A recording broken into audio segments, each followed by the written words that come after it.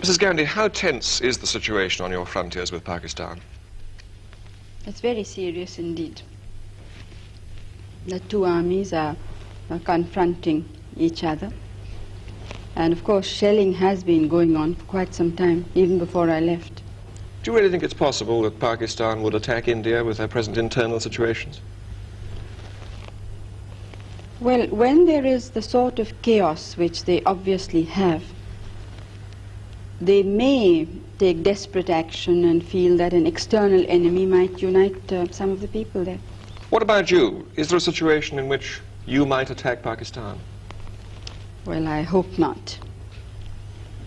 India has always tried to be on the side of peace and negotiations and so on.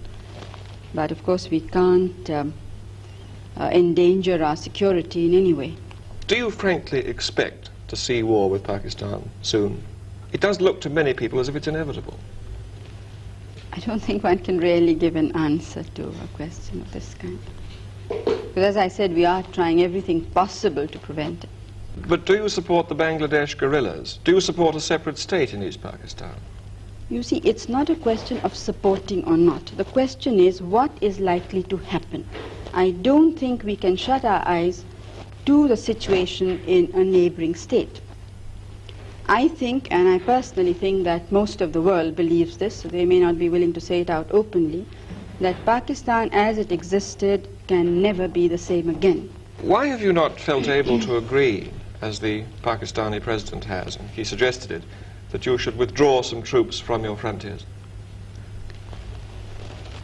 Pakistan, as I moved its troops forward a considerable time before we did. Now, while they were there on our border, nobody raised any question that this would be, this endangers peace, it endangers our country. Now, when we felt compelled to, in the interest of our defense, the whole world seems to have woken up. Now, it seems a very unrealistic situation to me. And as far as going back is concerned, our positions are much further back. I mean, we don't have a second line that is that could serve us should Pakistan decide to attack after all. So it would not be, I don't think I would be doing my duty to the country and to the people if we would agree. And one thing you must remember is that we have never attacked anybody, but we have been attacked 3 times. But don't you think the situation on your frontiers might be less dangerous if you personally were to meet Yahya Khan, so that you understood each other's positions more clearly? Have you read some of Yahya Khan, the president's speeches and interviews? Yes. Well, and do you still think it would serve a useful purpose?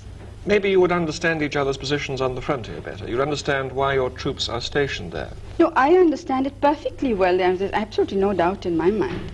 Our troops are stationed there because we were threatened by the military regime of Pakistan. In no uncertain words, there has been a situation of indirect aggression. Final question. The refugees are still coming over and you have this enormous problem in India. How much longer can you sustain this? Well, we can't sustain it now longer. It's now for some months it really has been something that's, water going higher and higher. What are you going to do about it?